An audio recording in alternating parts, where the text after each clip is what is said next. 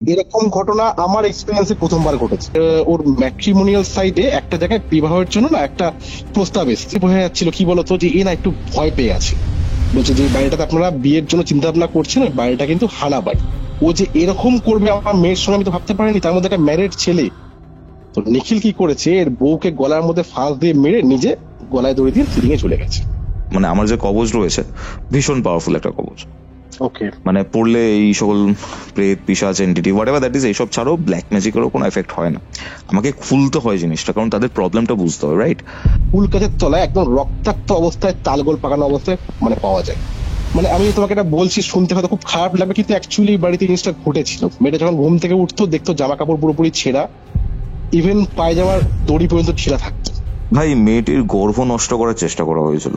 তারও সরে কান্নার শব্দ শোনা যেত, যেটা ওই পাড়ার লোকরা শুনতে পারতো।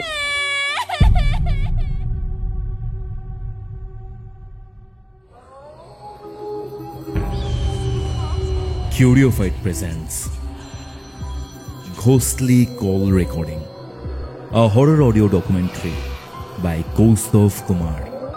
এবার ভয় পাবে তুমিও। কিউরিওফাইটের ঘোস্টলি কল রেকর্ডিং সিরিজের মারাত্মক একটি হরর পডকাস্টে আপনাদের সকলকে স্বাগতম জানাচ্ছি আমি কৌস্তভ। আজকে একটি মারাত্মক ঘটনা আপনাদের সামনে আমি প্রেজেন্ট করতে চলেছি। আমাদের সাথে এই ঘোস্টলি কল রেকর্ডিং এ ছিল সূর্য। ঘটনাটি শেষ অবধি শুনুন এবং জানান আপনাদের কেমন লাগলো। এবং হ্যাঁ, এই ঘটনার মধ্যে এমন অনেক কিছু জানা গেছে যেটা আপনাদের ডেইলি লাইফে এরকম স্পিরিচুয়াল কোনো অ্যাটাক থেকে বাঁচতে আপনাদেরকে সাহায্য করবে। আজকের এই এপিসোডটি আপনারা কোথা থেকে শুনছেন সেটা কমেন্ট করে জানান। ভিডিওটা ভালো লাগলে অবশ্যই লাইক করে শেয়ার করে দিন এবং কিউরিওফাইট ইউটিউব চ্যানেলে নতুন হলে সাবস্ক্রাইব করতে কিন্তু ভুলবেন না। আপনিও যদি আপনার জীবনে ঘটে যাওয়া এরকম প্যারানর্মাল, এরকম সত্যি ভৌতিক ঘটনার বিষয়ে আমাকে জানাতে চান, তাহলে আমাকে যোগাযোগ করুন আমাদের অফিসিয়াল হোয়াটসঅ্যাপ নম্বর 6290675195 এই নম্বরে মেসেজ করুন। এবং আপনার যদি আমার থেকে কোনো স্পিরিচুয়াল হেল্প লাগে সেটিও আমাকে জানাতে পারেন। তাহলে চলুন শুরু করছি কিউরিওফাইটের ঘোস্টলি কল রেকর্ডিং সিরিজের মারাত্মক একটি হরর পডকাস্ট। ঘড়িতে বেলা 3টে। আপনারা শুনছেন কিউরিওফাইটের ঘোস্টলি কল রেকর্ডিং। আপনাদের আজকের horror dose. Hello Surya, welcome to Curiofight. কেমন আছো বলো? আমি খুব ভালো আছি, তুমি কেমন আছো? আমিও ভালো আছি ভাই। বিষয়টা হচ্ছে, তোমার শেষ যে পডকাস্ট যেটা কৌস্তবের আড্ডাতে এসেছিল, সেই পডকাস্টটা দেখার পর অনেক মানুষ তোমার যে ঘটনাগুলো রয়েছে, তোমার ঘটনার যে ভয়াবহতা রয়েছে সেটাকে খুব পছন্দ করেছে এবং তোমার থেকে আরো ঘটনা কিউরিওফাইটের অডিয়েন্স, কৌস্তবের আড্ডার অডিয়েন্স সকলে জানতে চেয়েছে। তুমি নতুন একটা জায়গায় কাজে জয়েন করেছো, তার জন্য অনেক অনেক কংগ্রাচুলেশনস।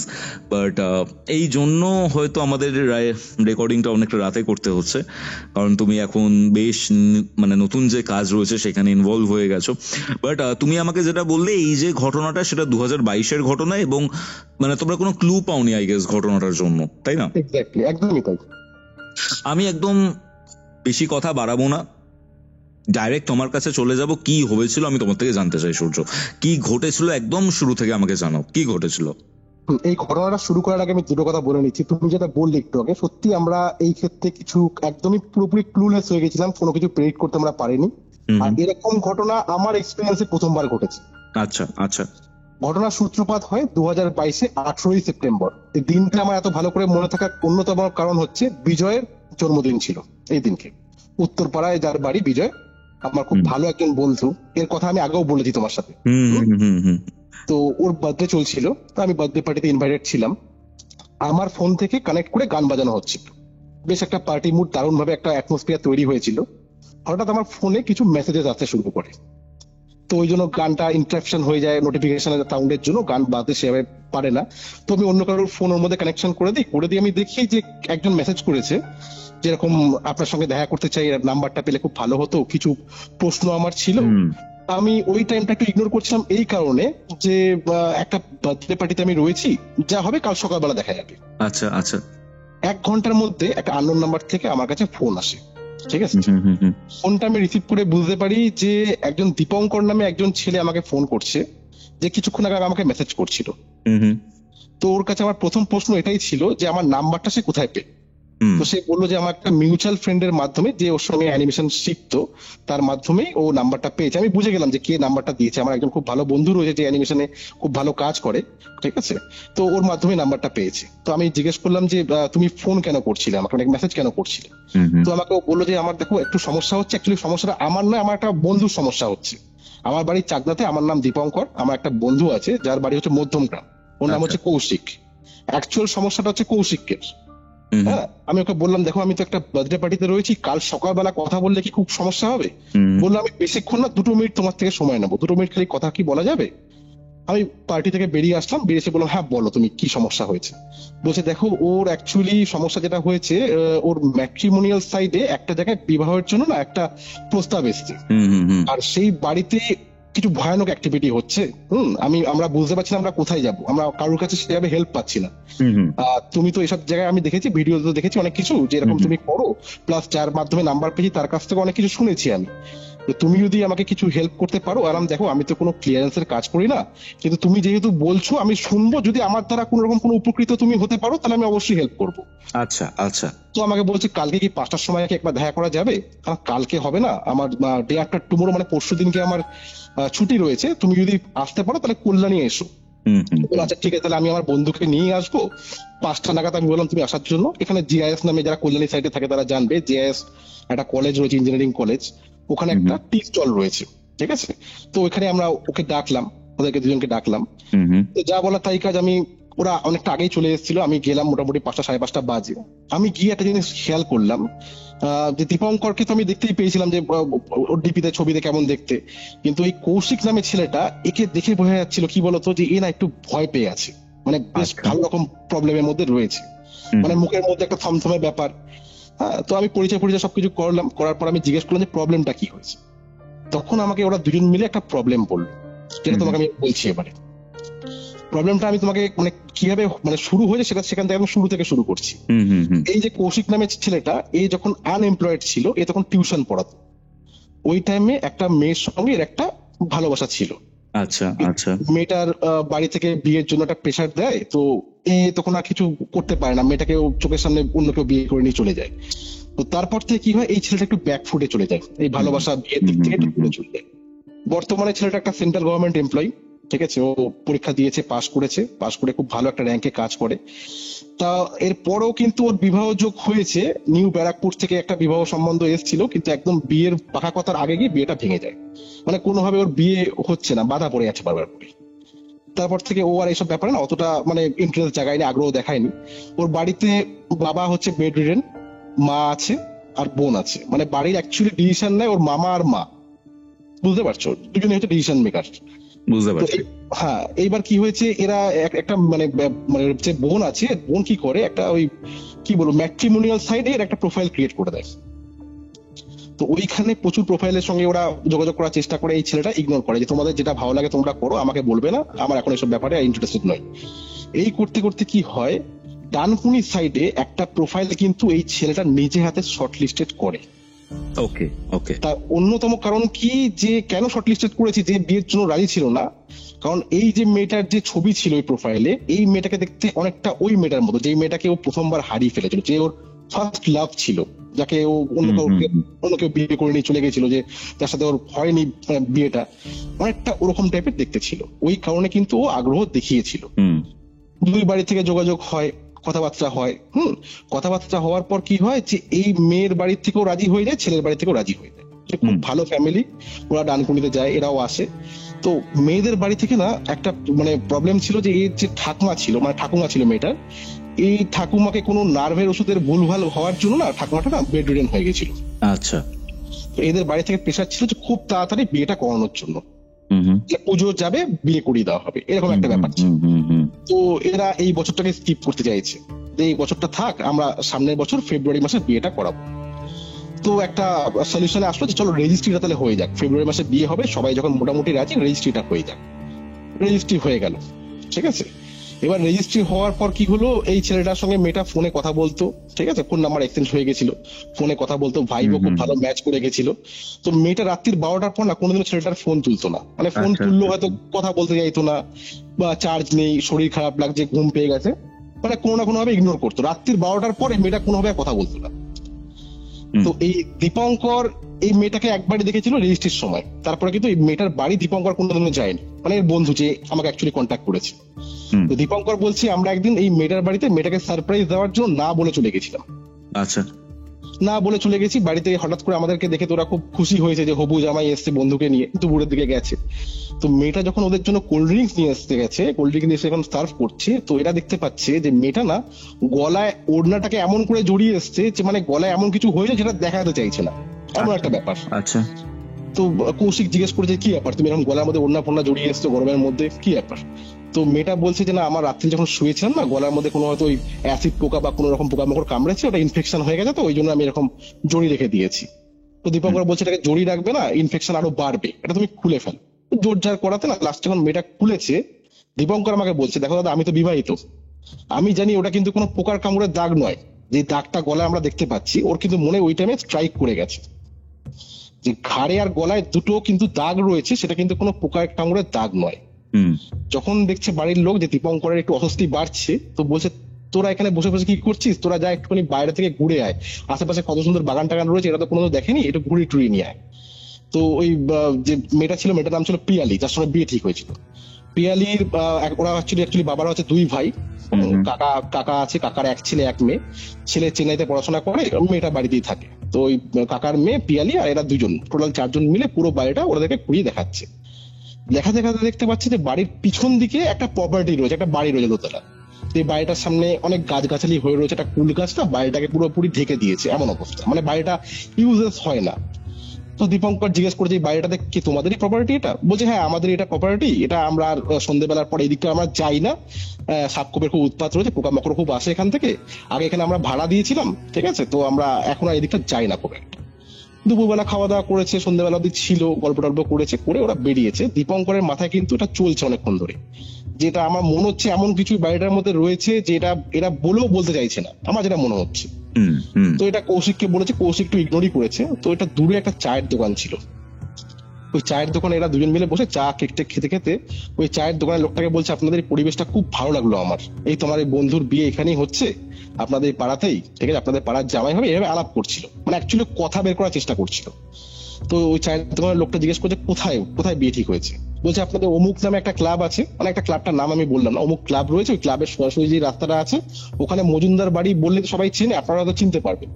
তো ওই লোকটা না কথা শুনে একটুখানি চোখ কপালে উঠে গেছে, বলছে মজুমদার বাড়ি, বলছে মজুমদার বাড়ি বলার পর ওই অপর দিকে উনি মানে চায়ের দোকান থেকে বেরিয়ে এসছে অপর দিকে একটা সেলুন ছিল, ওই সেলুনে গোপালের সেলুন বলে ওটা, ওই গোপালকে ডাক দিয়েছে, দিয়ে বলছে দেখ আবার মজুমদার বাড়ি থেকে সম্বন্ধ এসছে, এবার নাকি বিয়ে ঠিক হয়ে গেছে এখানে না। তো গোপাল বলছে আপনারা খোঁজ খবর নিয়েছেন বিয়ের আগে? বলছেন না খোঁজ খবর তো সেরকম ভাবে নিইনি, ফ্যামিলিটা খুব ভালো লাগলো আর পছন্দ হয়ে গেছিল বলে আমরা রেজিস্ট্রি করে নিয়েছি। গোপাল তো শুনেনি, বলছে দেখুন আগেও একটা সম্বন্ধ এসেছিল ওনাদের আমাদের এখানে এসে, আমরা অনেক কিছু ওনাদেরকে বলেছিলাম, তারপর সম্পর্কটা ভেঙে গেছে। বলছে কারণটা কি? বলছে আপনারা জানেন না? না বলছে না আমরা তো নতুন এখানে। বলছি বাড়ি কোথায় আপনাদের? বলছে মধ্যম গ্রামে। বলছে ওই বাড়িটা হানা বাড়ি। বলছে যে বাড়িটাতে আপনারা বিয়ের জন্য চিন্তা ভাবনা করছেন ওই বাড়িটা কিন্তু হানা বাড়ি। বলছে হানা বাড়ি মানে? বলছে দেখুন আমরা বেশি কিছু বলতে পারবো না, কারণ আগেও একবার এরকম একজনকে বলেছিলাম, ওই ভদ্রলোক গিয়ে ওই বাড়িতে চড়াও হয়েছে আর ওরা এসে দোকানের মধ্যে চড়াও হয়েছে, আমরা এর থেকে বেশি কিছু বলতে পারবো না। আপনারা রেজিস্ট্রি করে ফেলেছেন, আর তো কিছু করার নেই, এবার দেখুন যদি কোনো মিউচুয়ালি কিছু করতে পারেন। ওদের তো পুরো মন ভেঙে গেছে, বাড়িতে সেই ছেলেটার মামাকে গিয়ে বলেছে যে মামা আমরা এখন এরকম জানতে পেরেছি। ওর মামা পরের দিনকে ডাইরেক্টলি এই দীপঙ্করকে আর কৌশিককে নিয়ে চলে গেছে ওই মেয়েটার বাড়িতে, গিয়ে বলছে মেয়েটার বাবাকে গিয়ে বলছে যে কি ব্যাপার আপনাদের এরকম পাড়ার মধ্যে এরকম একটা দুর্নাম রোটে রয়েছে, আপনাদের বাড়ি নাকি এরকম কোনো প্রবলেম রয়েছে, হানা বাড়ি সবাই বলছে, এটা কি ব্যাপারটা আপনারা তো বলেননি আমাদের একবারও, রেজিস্ট্রি হয়ে গেছে এখন আমরা এসব জিনিস জানতে পারছি।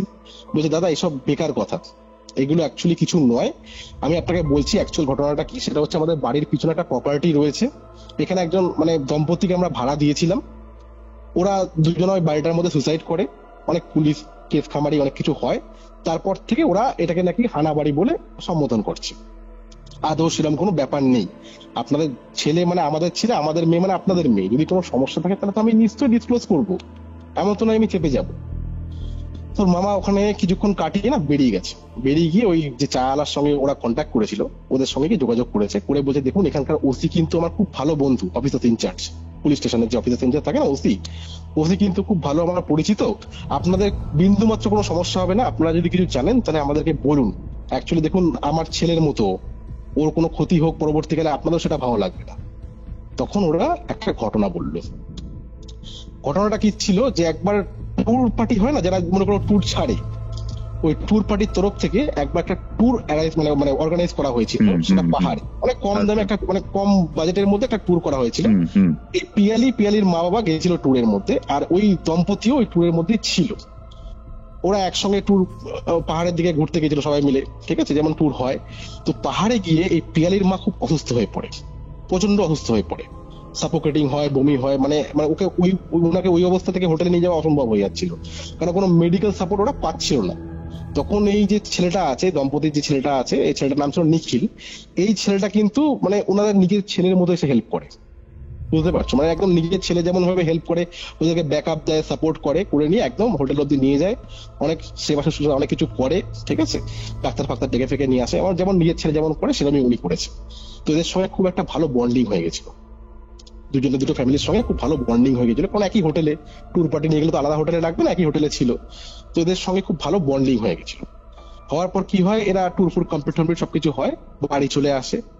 এই ছেলেটা 1 সপ্তাহ 2 সপ্তাহ পর না ওদের বাড়িতে যায়, ফোন নাম্বার সবকিছু নেওয়া হয়, সবকিছু হয়ে গেছিল, বাড়িতে যায়। বাড়িতে গিয়ে কাকিমা কেমন আছে সব জিজ্ঞেস করে ওই পিয়ালির বাবাকে বলে যে আমি না এরকম একটা জায়গাতে ভাড়া নিয়ে থাকছি, তো আমি একটা নিজস্ব বাড়ি কিনতে চাই, একটা প্রপার্টি কিনতে চাই, আপনি তো এখানকার লোকাল, আপনি যদি কাইন্ডলি আমাকে একটু হেল্প করেন তাহলে খুব ভালো হয়, আমি একটু কমের মধ্যে ভালো প্রপার্টি চাইছি। তো উনি বলে দেখো আমাদের এই বাড়ির পিছনে একটা বাড়ি রয়েছে, এটা আমাদের নিজস্ব প্রপার্টি, এটা খুব একটা আমাদের ইউজেস হয় না, আমরা খুব একটা ব্যবহার করি না, তুমি একবার দেখতে পারো, যদি তোমার পছন্দ হয় তুমি নিতে পারো, তুমি যেরকম ভাবে চাইছো সেভাবে তুমি পেতে পারো, আমার কোনো ব্যাপার নেই যে আমার এত টাকাই লাগবে। তো ও বললো ঠিক আছে তাহলে আমি আমার ওয়াইফকে একবার নিয়ে এসে দেখাই, যদি ওর পছন্দ হয় তাহলে ভালো। তো ওয়াইফকে নিয়ে দেখিয়েছিল বাড়িটাকে, ওয়াইফেরও খুব পছন্দ, ওদেরও খুব পছন্দ, ছিমছাম একদম এরিয়া, খুব দারুণ জায়গা। তো উনি ভদ্রলোককে বলেছিল, নিখিল যে ছিল ওই ওর পিয়ালি বাবাকে বলেছিল যে দেখুন আমার টাকা পয়সা অ্যারেঞ্জ করতে মোটামুটি 6 মাস লাগবে, 6 মাস কি আমি এই বাড়িটাতে একটুখানি ভাড়া থেকে দেখতে পারবো? বলছে তোমাকে ভাড়া দিতে হবে না, তুমি আমার ছেলের মতোই রয়েছো, তুমি বাড়িটাতে থাকলে থাকো, 6 মাস পর যদি তোমার মনে হয় তুমি কিনবে তো কিনতে পারো, আর না কিনলে তুমি আরো যদি মনে হয় কয়েকটা মাস থাকবে বা আরো তুমি কয়েকটা দিন থাকবে তো তুমি থাকতে পারো। তো তাই হলো। এইবার কি হলো, এই যে পিয়ালি নামে মেয়েটা ছিল এর সঙ্গে কিন্তু এই নিখিল নামে ছেলেটা একটা ভালোবাসার মধ্যে জড়িয়ে গেছিল হঠাৎ করে, বুঝতে পারছো। আর এই বাড়িতে আসার জন্য নিখিলকে এই মেয়েটাই কিন্তু বলেছিল যে বাবার সঙ্গে কথা বলে তুমি একবার দেখতে পারো, যে বাবা যদি তোমার বাড়িটা বিক্রি করে দেয় তাহলে আমরা দুজন খুব কাছাকাছি একসাথে এক হয়ে থাকতে পারবো।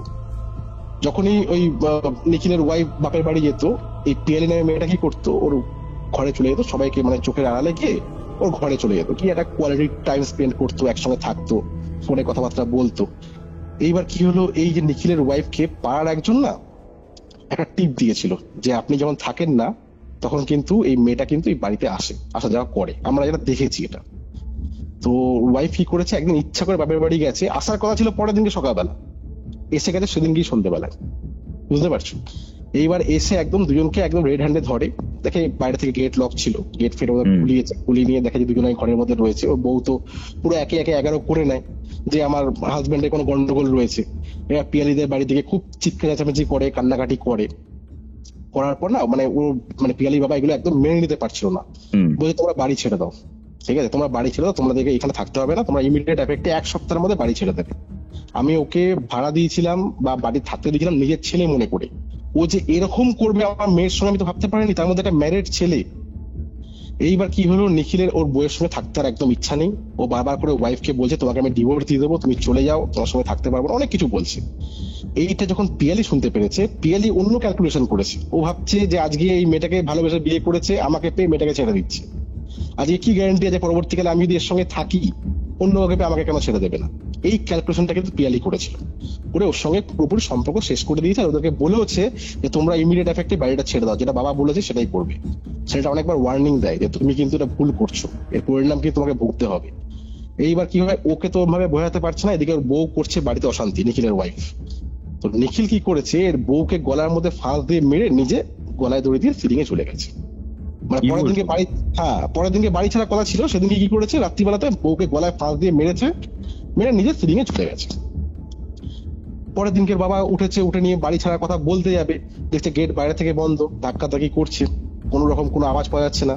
লোকজন থেকে গেট ভেঙে দেখছে যে নিখিলের ওয়াইফের ডেড বডি মেঝেতে মুখ থুবড়ে পড়ে রয়েছে, আর নিখিল সিলিং এ ঝুলছে। বুঝতে পারছো? তারপরে পুলিশ সব নিয়ে গেছে। তারপর থেকে ওই বাড়িটার আশেপাশে যারা বাড়ি থাকে ওরা কিন্তু ওই বাড়ির মধ্যে একটা শ্যাডোইফিকার মহিলার খালি দেখতে পেত, যে ওই কুল গাছ থেকে একদম ছাদের মধ্যে এন্টার করছে। তাই জন্য কি করতো, যে ওরা বাড়ির পশ্চিমমুখী যে জানলাগুলো থাকে না, সেই জানলাগুলো টোটালি ক্লোজ রাখতো। মানে ওই বাড়িটার পিছন দিকে যে বাড়িগুলো থাকতো, সেই বাড়ির মুখোমুখি যে জানলাগুলো ছিল সেগুলো কিন্তু প্রপারলি ক্লোজ রাখতো। এবার কি হয়েছে, একবার ওই গাছ থাকলে দেখবে হনুমান আসে, হনুমান এরকম জট বেঁধে এসেছিল, তো একটা হনুমান কি হয়েছে, ওর মধ্যে না জল ছুট হয়ে গেছে। পরের দিনকে সকালবেলা ওই হনুমানকেই ওই কুল গাছের তলায় একদম রক্তাক্ত অবস্থায়, তালগোল পাকানো অবস্থায় মানে পাওয়া যায়। মিউনিসিপ্যালিটির লোক দম করে লোকে তুলে নিয়ে যায়, মানে খুব বাজে অবস্থায় কুল গাছের তলায় পাওয়া যায়, মানে ওকে যেন কেউ যেন আছাড় মেরে ফেলেছে, এরকম একটা অবস্থা। তারপর থেকে ওই বাড়িটাকে হন্টেড হিসাবে খ্যাত। এই ঘটনাটা ওর মামা শুনেছিল, মামা শুনে তোর মামার পুরোপুরি মাথা পুরো খারাপ হয়ে গেছে। সঙ্গে সঙ্গে ওই মুহূর্তে পিয়ালিদের বাড়িতে গেছে, গিয়ে গেট থেকে চিৎকার করতে করতে ভিতরে ঢুকেছে যে আপনারা ঠকবাজ, আপনারা ঠকিয়েছেন আমাদেরকে। তখন ওর বাবা বলছে যে আপনি একটু শান্ত হন, আপনি ভিতরে আসুন, আমি আপনাকে বুঝিয়ে বলছি, এগুলো তো বলার মতো কোনো জিনিস না, বললে হয়তো বিশ্বাসও করতেন না। আমি কখনো চাইবো না যে আপনাদের ক্ষতি হোক, আমার মেয়ে যাতে একটু ভালো থাকতে পারে, সেই কারণে আমরা এটা করেছি, যাতে ওইখান থেকে চলে যাওয়ার পর আর কোনো সমস্যা হবে না। বলছে আপনি এই জিনিসটা প্রথমে কেন বলেননি আমাদেরকে, তাহলে তো আমরা এখানে সম্পর্ক গড়তামই না। তখন ওনাকে ভিতরে ডেকে নিয়ে মেয়েটা তখন ঘটনাগুলো বলছে যে কি হয় অ্যাকচুয়ালি। মেয়েটার বক্তব্য যেটা ছিল, যে মেয়েটা যখন ঘরে শুতো একা, মানে আমি তোমাকে এটা বলছি, শুনতে হয়তো খুব খারাপ লাগবে, কিন্তু অ্যাকচুয়ালি বাড়িতে জিনিসটা ঘটেছিল। মেয়েটা যখন ঘুম থেকে উঠতো, দেখতো জামা কাপড় পুরোপুরি ছেঁড়া, ইভেন পায়জামার দড়ি পর্যন্ত ছেঁড়া থাকতো। মানে কি বলছো সূর্য? হ্যাঁ, এটা শুনতে খারাপ লাগবে, আমারও বলতে খুব খারাপ লাগছে, পায়জামার দড়ি পর্যন্ত খোলা থাকতো। ঠিক আছে, এবার কি হতো, কখনো কখনো ইন্টারনাল জায়গায় এরকম বাইট পড়তো, কখনো কখনো এক্সটার্নাল জায়গায় বাইট পড়তো। ইন্টারনাল জায়গায় বাইট পড়তো বলতে মানে যেখানে কাপড় পরলে যায় সব জায়গায় দেখা যায় না, প্রাইভেট পার্টস। হ্যাঁ, প্লাস এবার এক্সটার্নাল পার্ট যখন মানে বাইট গুলো পড়তো, তখন কিন্তু যেমন এরা দেখতে পেয়েছিল সেবারে এসে যে ঘাড়ের কাছে এরকম দাগ রয়েছে। ঠিক আছে, আর মেয়েটার সাথে যখন ওরকম ঘটনা হতো, তখন কিন্তু ওই বাড়ি থেকে ওই মহিলার কান্নার আওয়াজ পাওয়া যেত। আমি তোমাকে বলছি, আমার গায়ে কাটা দিচ্ছে। মানে দেখো, মৃত্যুর পর তো কেউ আপন থাকে না, কিন্তু এই ট্র্যাজেডিটা দেখো কিরকম, যে এই ঘরে যখন মেয়েটার সঙ্গে এরকম কুকর্মগুলো হতো, তখন কিন্তু ওই বাড়িটা থেকে, যে বাড়িটা তোরা ভাড়া থাকতো, ওই বাড়িটা থেকে কিন্তু ওই মহিলার তারও সরে কান্নার শব্দ শোনা যেত, যেটা ওই পাড়ার লোকরা শুনতে পারতো। বুঝতে পারছো? তো ওরা অনেক তান্ত্রিক দেখেছে, অনেক চেষ্টা করে সলিউশন করানোর জন্য, কিন্তু সলিউশন হয়ে ওঠেনি। ঠিক আছে, অনেকে বলেছে ওই নারকোলের মধ্যে লাল কাপড় জড়িয়ে নিয়ে ওই বট গাছ তলায় বা কুল গাছ তলায় রেখে দাও, দেখো সবকিছু ঠিকঠাক হয়ে যাবে। অনেকে ট্রাই করেছে, কিন্তু হয়ে ওঠেনি, সলিউশন হয়নি।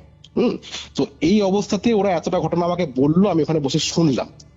আমি শুনে তো মানে আমি এখানে ওদেরকে কি সলিউশন দেবো, আমি তো এইসব ব্যাপারে কখনো মানে এরকম সলিউশন করাইনি। আমি জানি এরকম ঘটনা ঘটতে পারে, কিন্তু এরকম সলিউশন আমি কোনোদিনও করাইনি।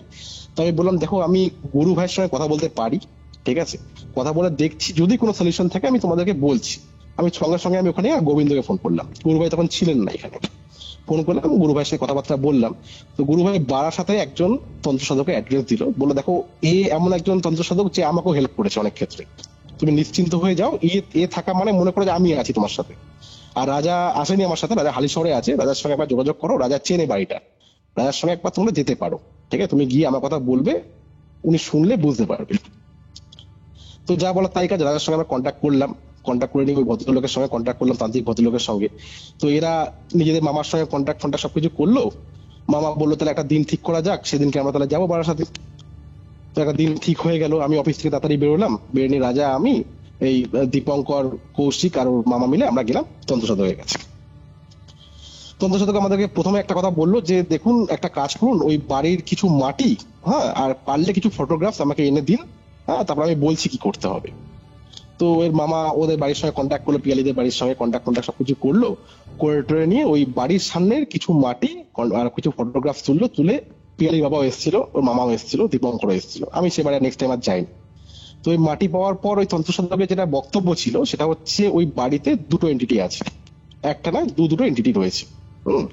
তো ওই দুটো এন্টিটি এমন ভাবে রয়েছে যে এরা ক্ষতি করার মুডে রয়েছে, মানে আক্রোশ মুডে রয়েছে পুরোপুরি, মানে কোনো একটা প্রাণ নিয়ে এরা এখান থেকে বিদায় নেবে, এরকম একটা ব্যাপার রয়েছে। তার আগে এরা যাবে না। তো এই বাড়িতে পুজো পার্বণ করাতে হবে। আর এদের মনে কিছু বাসনা রয়েছে, দুজনের মনে দুরকম বাসনা রয়েছে, যে এরকম নয় যে একজন এক অপরের সঙ্গে লিপ্ত রয়েছে, দুজনের মনে দুরকম বাসনা রয়েছে, যেটা অসম্পূর্ণ হয়ে রয়েছে বলেই আজকে কিন্তু এতটা অ্যাক্টিভ দেখা যাচ্ছে। আর দুজনেই প্রপার অ্যাক্টিভ ওই বাড়িটার মধ্যে। তো একটা দিন ঠিক হলো যে এই দিনকে আমরা যাব, তার পরের দিনকে যোগ্য হবে। তো সেই দিন ফিন ঠিকঠাক করার পর আমরাও ছিলাম সঙ্গে, আমি আর রাজাও গেছিলাম। আর উনি দুজন শিষ্যকে নিয়ে ওই বাড়িটাতে আমরা গেলাম, ডানকুনির বাড়িটাতে। উপরের ঘরটাতে ওনারা থাকলো, মানে ওই তান্ত্রিক যে এসেছিলেন উনি উপরের ঘরটাতে, ওই মেয়েটার ঘরের পাশের ঘরটাতে ওনারা থাকলো, আর নিচের ঘরটা পেলাম আমরা। আর আমাদের যে ঘরটা ছিল সেই ঘরের ডান দিকে জানলা ছিল, ওই জানলাটা খুললে ওই বাড়িটা একদম সামনাসামনি দেখা যায়। তো প্রথমে উনি পুরো বাড়িটা দেখলো, দেখে টেকে নিয়ে ভালো করে দেখলো, দেখার পর উনি ওদেরকে জিজ্ঞেস করলো যে কি কি প্রবলেম ফেস হচ্ছে। তো ওই ভদ্রলোক ভদ্রমহিলা যারা ছিল, পিয়ালির মা বাবা প্লাস ওর কাকা কাকিমা, সবাই একটা কথা খালি বলছে যে ওরা দেখতে পেয়েছে, কিন্তু ওই কোনোদিনও মহিলা অবয়বটাকে ওরা খুব একটা দেখতে পায়নি, খুব রেয়ার। মানে মহিলা অবয়বটা এদিকে কোনোদিনও আসেও নি, মানে যা দেখা যেত ওই পুরুষ অবয়বটাই ঘোরাফেরা করতো, ঠিক আছে, চিল্লামিলি করতো রাত্রিবেলাতে, মানে ঘোরাফেরা করতো উঠোনের মধ্যে, আওয়াজ করতো, সবাই পুরুষ অবয়বটাই দেখতে পারতো।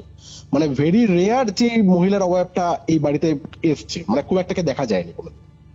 সবকিছু উনি শুনলো, শুনে বললো যে ঠিক আছে, আমি মানে কোনো বন্ধন এই মুহূর্তে করছি না, কারণ বন্ধন হলে না অ্যাক্টিভিটি দেখা যাবে না। এটা রাজা জিজ্ঞেস করেছিল নাকি যে বন্ধন কি করবেন, তো উনি বললো না, বন্ধন আমি আজকে রাত্রিটা করবো না, তাহলে অ্যাক্টিভিটিটা ফিল করতে পারবো না আমরা। তো ওরা উপরে থাকলো, আমরা নিচের ঘরে থাকলাম।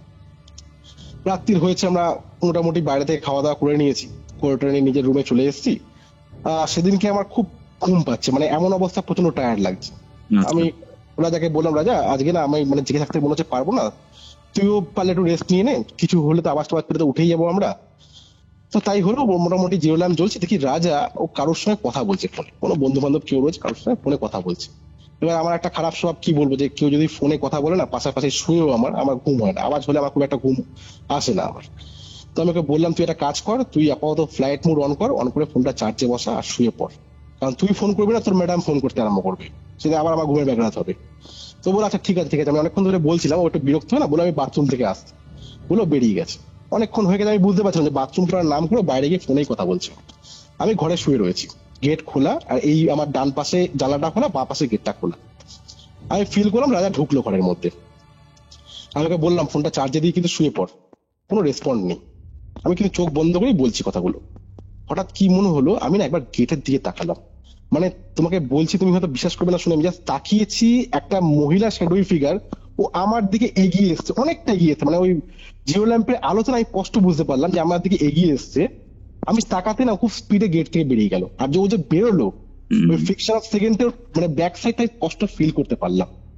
এইবার কি হলো, আমি না পুরোপুরি বলতে পারো হিপনোটাইজ হয়ে গেলাম, মানে মনে হচ্ছে যেন ওই বাইরে গেটের দিকে একভাবে অন্ধকারের দিকে তাকিয়ে থাকি, আর কোনো দিকে যেন তাকাতে ইচ্ছে করছে না। ভয় লাগছে প্রচন্ড, কিন্তু যে আমি নামবো, আমি রাজাকে ফোন করব, সেগুলো কিন্তু আমার মাথায় আছে, কিন্তু আমি এগুলো করতে পারছি না। আমি একভাবে তাকিয়ে আছি ওই ঠিক অন্ধকারটার দিকে, দেখতে পাচ্ছি দূরে সাইকেল রাখা রয়েছে, মুখ ফেরানোর চেষ্টা করছি, কিন্তু আবার যেন চোখ চলে আছে ওই বাইরেটার দিকটা থেকে। এইবার দেখতে পাচ্ছি যে ঠিক ওই সাইকেলের যে দিকটা আছে ওইখান থেকে না আস্তে আস্তে কি মানে এগিয়ে আমার দিকে আসছে, অন্ধকারের মধ্যে একটা শ্যাডোই ফিগার যে এগিয়ে আসছে আমি বুঝতে পারছি। আমি মানে নড়তে পারছি না, মানে বলতে পারো পুরোপুরি আমি প্যারালাইজ, হাফ প্যারালাইসিস পুরোপুরি, আমার পা হাত পা চলছে না কিছু। এইবার আরেকটা কি প্রবলেম হলো, ডান দিকে আমার চোখের পেরিফেরাল ভিশন দিয়ে দেখতে পাচ্ছি যে জানলার বাইরেও মনে হচ্ছে কেউ যেন লক্ষ্য স্থির করে তাকিয়ে রয়েছে, মানে দুদিক দিয়ে দুটো অ্যাক্টিভিটি একসঙ্গে হচ্ছে। আর তার মধ্যে কি হচ্ছে যে বাইরের বাথরুম রয়েছে, বাথরুমের মনে হচ্ছে ভিতর থেকে কেউ থাবা মারছে, মানে বাথরুমের গেট থেকে একই সঙ্গে কেউ থাবা মেরে যাচ্ছে, ব্যাক টু ব্যাক থাবা মেরে যাচ্ছে। আমি যে মানে কিভাবে নিজেকে সম্বিত ফেলাম ওই মোমেন্টে, মানে ভয়ে কি বলবো, আমার সবকিছু শেষ হয়ে গেছে এমন অবস্থা হচ্ছে। ফোনটা খুলে দেখছি 12খানা মিস কল রাজা করেছে।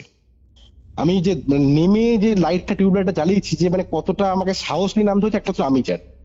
টিউবলাইট জ্বালিয়েছি, টিউবলাইটটা জ্বললে কি হলো, সাইডটা একদম অন্ধকার হয়ে হলুদ হয়ে গিয়ে না কাঁপতে আরম্ভ করে দিয়েছে, টিউবলাইটটা ফ্লিপ করছে পুরোপুরি।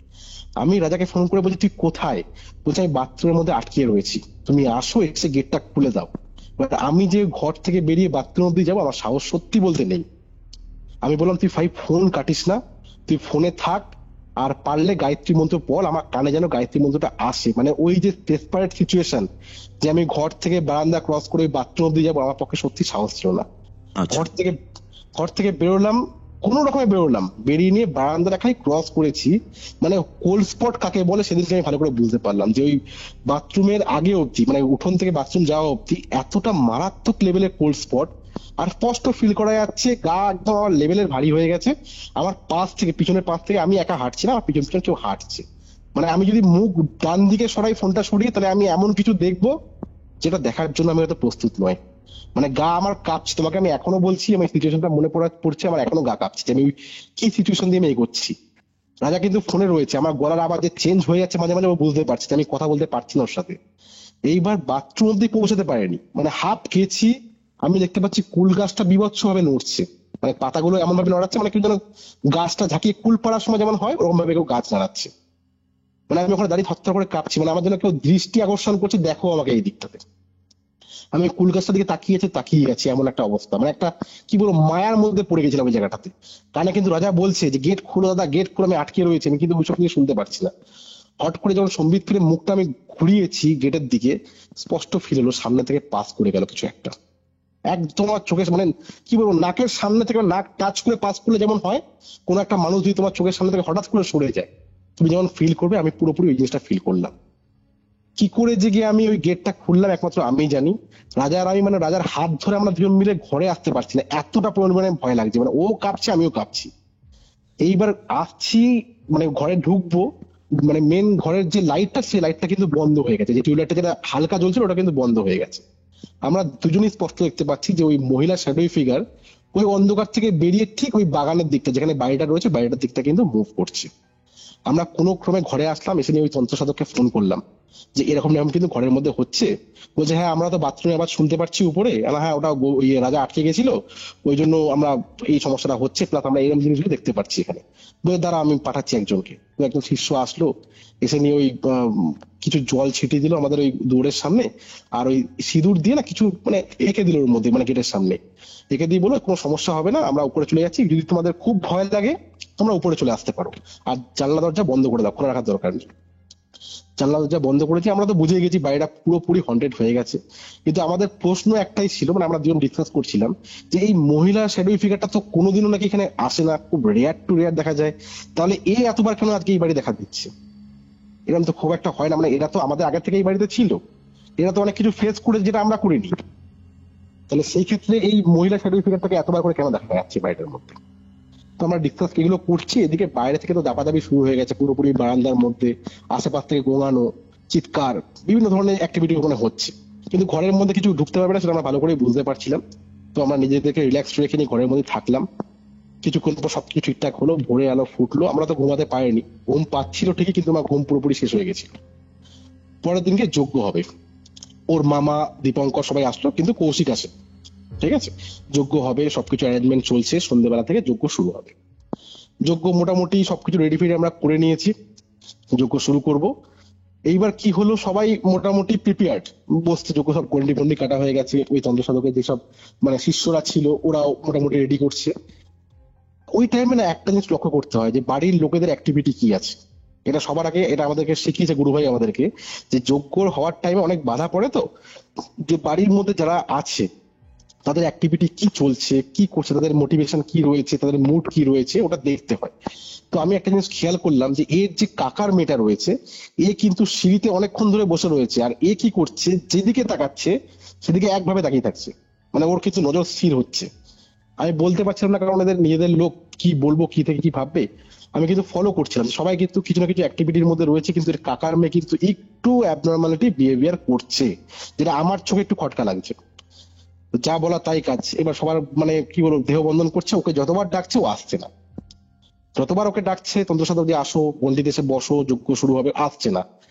হঠাৎ করে না ও মুখ যখন তুলেছে না, মানে ওর চোখ পুরোপুরি লাল, মানে মানুষ খুব কাঁদলে যেমন চোখ রক্তবর্ণ হয়ে যায়, ওরকম টাইপের ওর চোখ হয়ে গেছে, মুখ থেকে পুরো লালা গড়াচ্ছে, এরকম টাইপের একটা ফেস পুরোপুরি। ও তাকিয়ে বলছে এইসব করে কোনো লাভ নেই, তোদের যত বড় ক্ষতি হবে না আজকের দিনে, তোরা খালি দেখতে থাক যে তোদের কত বড় ক্ষতি হবে আজকে, তোরা নিজেও জানিস না কত বড় ক্ষতি হতে চলেছে। বলে হাতটাকে না একদম বাইরের দিকে তাকিয়ে, মানে ওই যে কুল গাছটা রয়েছে যেখানে বাড়িটা রয়েছে, ওই বাড়ির দিকে আঙুল দিয়ে তাক করে বলছে যে ওই ঘর থেকে কিন্তু একজন সবকিছু দেখছে, আর সে যখন ঢুকবে না এখানে সব তছনছ করে দেবে। বলছে ভালো চাচ্তো ওই মেয়েটাকে আমাদেরকে দিয়ে দে, আমাদের সুখের সংসার ওই ভেঙেছে। মানে পিয়ালির কথা বলছে। পিয়ালি তো একদম ভয়ে আড়ষ্ট হয়ে গেছে, ও তো গন্ডির মধ্যেই ছিল। বলছে ভালো চাচ্তো ওকে দিয়ে দে, ও আমাদের সুখের সংসার ভেঙেছে, তাহলে কিন্তু অনেক বড় ক্ষতি হবে। আমাদের দিকে তাকিয়ে বলছে যে তোরা কিন্তু বাড়ি ফিরতে পারবি না, তোরা অনেক বড় ভুল করেছিস যেখানে এসে, এবার কি হয় তোদের সঙ্গে তোরা দেখ। ওকে মোটামুটি যখন দেখছে এরকম বাড়াবাড়ি প্রচন্ড হচ্ছে, বলছে আয়দার মানে পিয়ালিকে নেবে বা একে নিয়ে চলে যাবে, যে কোনো একজনকে নিয়ে যাবে, এরকম একটা মোটিভেশনে ওরা কথাবার্তা বলছে। মানে ওদের মোটিভটা এরকম টাইপের হয়ে যাচ্ছে। তো এই তন্ত্রসাধক কি করেছে, এই ধুনুচির মধ্যে তেজপাতা আর ওর সঙ্গে তোমার ওই শুকনো লঙ্কা আর ওই সর্ষে ওগুলো পুড়িয়ে, আর কর্পূর টুপুর অনেক কিছু ছিল, পুড়িয়ে একটা ওই শিষ্যকে দিয়ে বলছে কি যে ওই হাত পাকা দিয়ে হাওয়া করো, ধোঁয়াটা যেন ওর অব্দি যায়। আর উনি কি করেছে, উঠে ওই গন্ডির মধ্যে দাঁড়িয়ে একটা জল, মানে গন্ডি থেকে সেটা খুব একটা ডিস্টেন্স ছিল না, ওই জলটাকে নিয়ে না ওর গায়ে বারবার করে ওখান থেকে ছুটছে। আর যখনই ছুটছে না, মেয়েটা একটু কুজো কুজো হয়ে যাচ্ছে, মানে মানে চাইছে না যে এই জিনিসটা হোক, আর গোঙাচ্ছে, এটা কুজো হয়ে যাচ্ছে, একটু ঝুঁকে যাচ্ছে, আবার উঠছে, আবার তাকাচ্ছে বড় বড় চোখ করে। ওরম করতে করতে মেয়েটা কিছুক্ষণ পর নিস্তেজ হলো। কিছুক্ষণ পর নিস্তেজ হলো, মেয়েটা ঠিক হলো, চোখে মুখে জল ফল দিয়ে ওকে দেহবন্ধন করানো হলো, করিয়ে ওকে গন্ডিতে বসানো হলো। শুরু হলো যজ্ঞ। এবার যজ্ঞ শুরু হওয়ার টাইমে একটা অদ্ভুত ব্যাপার হলো, সেটা হচ্ছে আমাদের সব ফোনগুলো ছিল কি বলতো, ওই যেখানে যজ্ঞ হচ্ছে তার থেকে কিছুটা দূরে, মানে 6 ফুট 2 টেবিলের মধ্যে সবার ফোনগুলো রাখা ছিল। ওইখানে দীপঙ্করের ফোন আর ওর মামার ফোন কন্টিনিউ একসঙ্গে, মানে পর পর, মানে একবার ওর ফোন বাজছে, একবার ওনার ফোন বাজছে। কিন্তু যজ্ঞ ছেড়ে তো বেরোনো যাবে না সম্পূর্ণ না হলে। ফুল ফোর্সে যজ্ঞ চলছে, আর যজ্ঞ চলাকালীন কি হচ্ছে যে মানে ওই যে উঠোনটা আছে, ওই উঠোনের মধ্যে দাপাদাপি শুরু হয়ে গেছে, গেটের মধ্যে দামাদাম আওয়াজ করছে। ঘরে, যে ঘরে আমরা ছিলাম সেই ঘরে পাল্লাগুলো পড়ছে, মানে পিছন থেকে ঘরটার পাল্লাগুলো পড়ছে, চিৎকার চেঁচামেচি হচ্ছে, কুল গাছের ডালগুলো যে এক একটা পর একটা ভাঙছে সেটা আমরা বুঝতে পারছি। এরকম হচ্ছে, হতে হতে কি হয়েছে, এই যে পিয়ালির মা ছিল, এর মা না হঠাৎ না, মানে যজ্ঞ প্রায় শেষের মুখে, হঠাৎ বিভৎস চিৎকার করে ওঠে, হঠাৎ করে খুব জোর চিৎকার করে ওঠে, আর করে কাঁপছে। কেননা উনি যেটা দেখতে পাচ্ছে যে কুল গাছের গোড়ারটাই, মানে গোড়ার যেখানে জায়গাটা আছে গোড়াটা, ওইখানে দুটো শ্যাডোই ফিগার একই সাথে দাঁড়িয়ে রয়েছে, অনেকটা দূরে দুটো শ্যাডোই ফিগার একই সঙ্গে দাঁড়িয়ে রয়েছে, আর ওরা স্লোলি কিন্তু মুভ করছে টুয়ার্ডস ওদের দিকে। আর উনি যখনই খুব জোর চিৎকার করে উঠেছে না, ওই দুজন যেন হঠাৎ করে মিলিয়ে গেল। যজ্ঞ কমপ্লিট হলো, মানে উনি তো তখন ভয় কাঁপছে, তখন ওই তান্ত্রিক বলছে কোনো ভয় পাবেন না, কিচ্ছু করতে পারবে না ওরা, ওদের সবকিছু আমরা এখান থেকে মুক্ত করার চেষ্টা করছি, যাতে এই বাড়িতে না থাকে সেটাই চেষ্টা আমরা করা হচ্ছে। ঠিক আছে, যজ্ঞ যখন কমপ্লিট হলো, হওয়ার পর উনি আশ্বস্ত করলেন যে ওরা আর এই বাড়িতে নেই, আর পরবর্তীকালে যাতে না আসতে পারে সেই ব্যবস্থা আমরা করছি। করে আমরা উঠে ওই যজ্ঞের টিপ টিপ সবাই আমাদেরকে পড়ানোর পর মোটামুটি সারা বাড়িতে ওই শান্তি জল ছেটাচ্ছে। ওই টাইমে ওই আমাদের দীপঙ্কর কি করে, ফোন এসেছিল বারবার করে, ওরা উঠে গিয়ে দেখছে যে এই ফোনটা আসছে কৌশিকের বাড়ির তরফ থেকে। তো কৌশিকের বাড়ির তরফে ফোনটা করে আনতে পারছে যে কৌশিক অফিস থেকে ফেরার টাইমে বাইক অ্যাক্সিডেন্ট করে আহত হয়েছে। আর ওকে ওই বদ্ধমগ্রামে একটা হসপিটাল আছে, নার্সিং হোম আছে, আমি নামটা নিচ্ছি, তাও খুব একটা অসুবিধা হবে না আশা করি।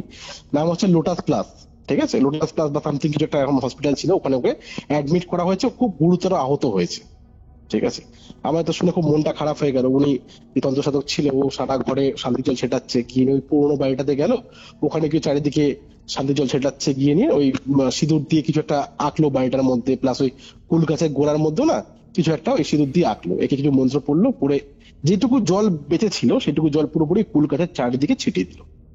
ছিটিয়ে দিয়ে বললো যে ওরা আর আসবে না। ঠিক আছে, আর খুব ভালো হয় আপনারা এই বাড়িটাতে, যে বাড়িটা বন্ধ রয়েছে, এই বাড়িটাতে আলো লাগান, এই বাড়িটা অন্ধকার রাখবেন না, অ্যাটলিস্ট বারান্দাটা আলো লাগান। আর সত্যনারায়ণ পুজো এই বাড়িটাতে করতেই হবে। ঠিক আছে, আপনি আজ করুন কাল করুন, কিন্তু এই বাড়িটাতে একটা সত্যনারায়ণ পুজো করবেন, আশা করি পরবর্তীকালে আর কোনো সমস্যা হবে না। আমরা ওখান থেকে সবকিছু কমপ্লিট করে নিয়ে মিটিয়ে আস্তে আস্তে শুনতে পাচ্ছি যে কৌশিক নাকি এক্সপায়ার করে গেছে, যার সাথে অ্যাকচুয়ালি বিয়ে ঠিক হয়েছে এক্সপায়ার করে গেছে, যা অ্যাক্সিডেন্ট হয়েছে। এইবার তোমাকে আমি বলছি যে আমরা ক্লুলেসটা কোথায় হয়েছে, আমরা অ্যাকচুয়ালি প্রেডিক্টই করতে পারিনি। মানে কি প্রেডিক্ট করবো বলো না, এখানে যে ওর উপরও একটা থ্রেট আসতে পারে, এটা মানে কারোর মাথাতেই আসেনি। যে ও তো সবচেয়ে বড় সাসপেক্ট তো ওই ছিল, যে আজকে ওর সঙ্গে যেহেতু পিয়ালির বিয়ে ঠিক হয়েছে, আর পিয়ালির উপর একটা এরকম থ্রেট রয়েছে, তার মানে ওর উপর থ্রেট রয়েছে। এটা আমরা কেউ প্রেডিক্টই করতে পারিনি, আমরা পুরোপুরি বলতে পারো ক্লুলেস এই জায়গাটাতে একদম, মানে কারোর এটা মনেই ছিল না যে এই বাড়িতে আমরা এই কাজটা করতে গিয়ে যে ওর উপরও যে একটা অ্যাটাক হতে পারে, এর উপর একটা থ্রেট আসতে পারে, এটাই ভাবতেই পারিনি। ওই কারণে না ওর কাকার মেয়েটা ব্যবহার করে বলছিল যখন পজেসড হয়েছিল যে কত বড় ক্ষতি হতে চলেছে তোরা জানিস না। আর সেই ক্ষতিটা ছিল এই কৌশিকের মৃত্যু। মানে ওখান থেকে ফেরার পর যে আমি এই ঘটনাটা কাউকে বলবো, আমি আজ অব্দি কাউকে বলতে পারিনি। মানে সত্যিটা আমাদের এতটা পরিমাণে ভুল ছিল যে আমরা সত্যি এই জিনিসটা মানে ওকে আমরা ভুলে গেছিলাম পুরোপুরি বলতে পারো, যে ওই দিকে যে কোনো কিছু থ্রেট আসতে পারে বা কোনো সমস্যা হতে পারে ওর, সেটা কিন্তু আমরা একদম মনেই ছিল না। বুঝতে পারছো? এটাই ছিল আজকে ঘটনা। সাংঘাতিক তো সূর্য। তোমাকে আমি এখন বলছি, মানে আমারও কি বলবো, আমি সেই মুহূর্তে তো আমি সামনে ছিলাম। কিছু কিছু ঘটনা হয়তো আমাদের সঙ্গে ঘটে না, যাদের সঙ্গে ঘটে, যারা ফেস করে, তারা যে কি ফেস করে আমরা ওখানে গিয়ে বুঝতে পারলাম। মানে ওনাদের প্রত্যেকটা কথা না মানে গায়ে কাটা দেওয়ার মতো কথা। মানে আমরা তো ওই বাড়িটাতে যখন গেছিলাম, যখন ওরা বলছিল যে এই মহিলা এন্টিটিটা এই বাড়িতে খুব একটা আসে না, খুব রেয়ার টু রেয়ার আসে, আর তারপরে যখন আমরা ওই মহিলা এন্টিটিটাকে দেখতে পাচ্ছি যে ঘরের মধ্যে রয়েছে, তার মানে ওরা বুঝতে পারছিল যে আমরা ওদেরকে এলিমিনেট করার জন্য বা তাড়ানোর জন্যই এসেছি। ঠিক। আমরা মানে এই টাইপের ঘটনা কোনোদিনও শুনিনি আগে, যে এরকম একটা বিয়ের সম্বন্ধ হওয়ার পর এরকম একটা দুর্বিষহ ঘটনা, একটা হৃদয় বেদারক ঘটনা যে ঘটে যাবে। আর সবচেয়ে বড় কথা, আমার এখনো তোমাকে বলছি, আমার এখনো খারাপ লাগছে জাস্ট কৌশিকের জন্য, যে একটা জলজান্ত ছিল যার সঙ্গে আমার দেখা সাক্ষাৎ সবকিছু হলো, আর তাকে নিয়ে আমরা ভাবলামই না একবারও। তাকে নিয়ে আমরা একবার ভাবলামই না যে তার উপর একটা থ্রেট আসতে পারে। মানে এটা সত্যি বলতে পারো বোকামো, কারোর মাথায় ছিল না অ্যাকচুয়ালি জিনিসটা প্রেডিক্ট করতে আমরা পারিনি। তাই তোমাকে ঘটনার শুরুতে আমি বললাম যে আমরা কিছু ক্ষেত্রে এইখানে না একটু ক্লুলেস হয়ে গেছিলাম। বুঝতে পারছো যে এখানে এরকম টাইপের ব্যাপারও হতে পারে। এটা অ্যাকচুয়ালি প্রেডিক্ট করতে আমরা পারিনি। এটা ফেলিওর আমাদের বলতে পারো একটা। তো সূর্য, এখানে একটা ব্যাপার হচ্ছে, এই ছিল ঘটনা, তুমি এটা বললে, কিন্তু 2022-এর এই পার্টিকুলার সময়ের পর তোমার লাইফের মধ্যে কিন্তু অনেক ধরনের চেঞ্জেস এসছে, এবং তুমি এমন এমন জিনিসপত্রের মধ্যে দিয়ে গেছো যেটাকে আমরা এই ঘটনাটার আফটার এফেক্টস হিসেবে কনসিডার করতে পারি। এই ঘটনার আফটার এফেক্টস কি ছিল সেটা আমাকে একটু বলো। দেখো, এই ঘটনার আফটার এফেক্টস আমি স্কিপ করে যেতে চাইছিলাম, আমি চাইছিলাম না যে বলার জন্য, কিন্তু তুমি যেহেতু জিজ্ঞেস করে তাই তোমাকে আমি বলছি। এই ঘটনাটা মানে হওয়ার মোটামুটি ধরে রাখো, আমার তো খুব মনটা খারাপ হয়ে গেছিল ওই ছেলেটার মৃত্যুর পর। আমি বাড়ি এসেছিলাম, বাড়ি আসার পর কিন্তু আমার সঙ্গে কিছু প্যারানর্মাল অ্যাক্টিভিটি ঘটে। যেরকম যে মনে করো আমি ঘরে শুয়ে রয়েছি, ঠিক আছে, ঘরে শুয়ে রয়েছি, আমি ভুলে গেছিলাম প্রায় 10-12 দিন কেটে যাওয়ার পর। আমার কেন জানি না মনে হচ্ছিল যে আমি যখন শুয়ে রয়েছি, ঠিক আমার মানে মাথার পিছন থেকে আমি যে জিনিসটা ওখানে ফিল করেছিলাম যে আমার পাশ থেকে কেউ ঘুরছে, পাশাপাশি কেউ চলছে, সেম অ্যাজ ইট ইজ মনে হচ্ছে না মাথার পিছন থেকে মানে খাটের পিছন থেকে কেউ যেন আমাকে ঝুঁকে পড়ে পর্যবেক্ষণ করছে, আর আমি চোখ খুললেই যেন সে আর কেউ নেই, এরকম একটা ব্যাপার হচ্ছে। আর যখন সেই জিনিসটা হচ্ছে না, ওই বাড়িতে একটা দুর্গন্ধ যেমন ছড়াতো, ঠিক সেই দুর্গন্ধটা কিন্তু আমি আমার নিজের ঘরে শুনতে মানে পাচ্ছিলাম, ফিল করতে পারছিলাম। বুঝতে পারছো? আমি উঠলাম, উঠে নিয়ে গিয়ে বাথরুমে গিয়ে চোখে মুখে জল ফল দিলাম, দিয়ে আমি শুয়েছি, গেট কিন্তু বন্ধ। বুঝতে পারছো? হঠাৎ করে ফিল করছি কেউ যেন স্ক্রল করে আমার ঘরের মধ্যে ঢুকলো, মানে গেট বন্ধ অবস্থায় স্ক্রল করে, মানে 4 পায়ে কেউ যেন ঢুকলো, ঢুকে যেন হঠাৎ করে মিলিয়ে গেল। আমি ভাবছি তখন আর কি বলতো, আমার সাবকনসিয়াস মাইন্ড, আমি সব জিনিস চিন্তা ভাবনা করছি, কিন্তু আদৌ কিন্তু আমি সেরকম কিছু চিন্তা ভাবনা করছিলাম না। আমার একটা ফিল অটোমেটিক্যালি একটা রাত্রিবেলা থেকে এই জিনিসটা শুরু হলো, মানে ওটা হঠাৎ করে কিন্তু শুরু হলো এই জিনিসটা বাড়ি আসার পর। মানে 10-12 দিন প্রায় আমি জিনিসটা ভুলতে আরম্ভ করে দিয়েছিলাম, কাজকর্মের মধ্যে থাকি, একা থাকি বাড়ির মধ্যে, আমি প্রায় ভুলতে আরম্ভ করে দিয়েছিলাম। কিন্তু এই জিনিসটা যেন হঠাৎ করে শুরু হলো, যে বারবার করে মানে আমার মনে হচ্ছিল যে কারো না কারোর প্রেজেন্স ফিল করতে পারছি। এবার দেখো কি হয়, বহু জায়গাতে আমি ভিজিট করি, এবার সেখানে গেলে আমি কি করে বুঝতে পারি আমার গা যেন অটোমেটিক্যালি ভারী হয়ে যায়। আচ্ছা, সেই রাত্রিটা কিন্তু ওরকম একটা রাত্রি ছিল যে হঠাৎ করে আমার গা যেন ভারী হয়ে গেল। আমি কিন্তু ঘুমাতে পারছিলাম না, একটা অস্বস্তি, পুরোপুরি একদম অস্বস্তি। আমি যেন মানে কোনোভাবে আমার ঘুম আসছে না, কখনো চোখ বন্ধ করছি, চোখ খুলছি, হঠাৎ করে মনে হচ্ছে আমাদের না ওই একটা আলমারি রয়েছে, মানে ড্রেসিং টেবিল আর আলমারি, ওর মাঝখানে একটা গ্যাপ রয়েছে। আমি স্পষ্ট ফিল করতে পারছি যে ওই শ্যাডোই ফিগার মহিলা, ও যেন ওই কর্নার থেকে আমাকে দেখছে। আলমারি আর ওই ড্রেসিং টেবিলের মাঝখানে একটা গ্যাপ রয়েছে, যেখান থেকে কেবিলের তার ফার গুলো থাকে না, ওই কেবিলের তারের যে মাঝখানে যে গ্যাপটা রয়েছে, কর্নার থাকে, ওই কর্নার থেকে কিন্তু কেউ আমাকে দেখছে। আমি ধরপড় করে উঠে বসে দেখি কিচ্ছু নেই, অন্ধকার পুরোপুরি জায়গা।